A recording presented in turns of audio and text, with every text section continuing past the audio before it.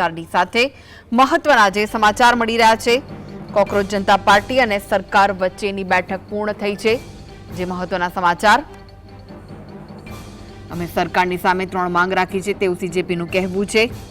આટલા દિવસથી વિરોધ પ્રદર્શન થઈ રહ્યા હતા ત્યારે બેઠકનું આયોજન કરાયું હતું। ધર્મેન્દ્ર પ્રધાનના રાજીનામા પર કોઈ સમજૂતી નહીં તેવું સીજેપીએ કહ્યું છે।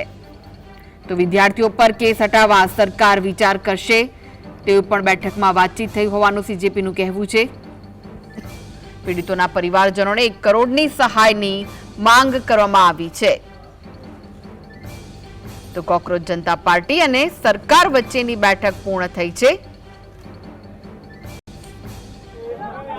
चली सरकार की ओर से मैं और मेरे साथ भारत सरकार के मंत्री जितेंद्र सिंह जी बातचीत में शामिल हुए।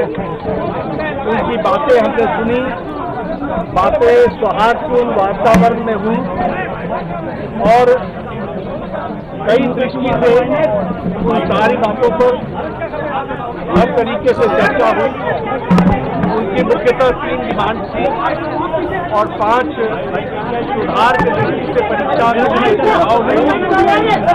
हमने उनको कहा कि हम कल आपके साथ दोपहर बाद मिलेंगे और फिर हम आपसे जो चर्चा वो आपको बताएंगे।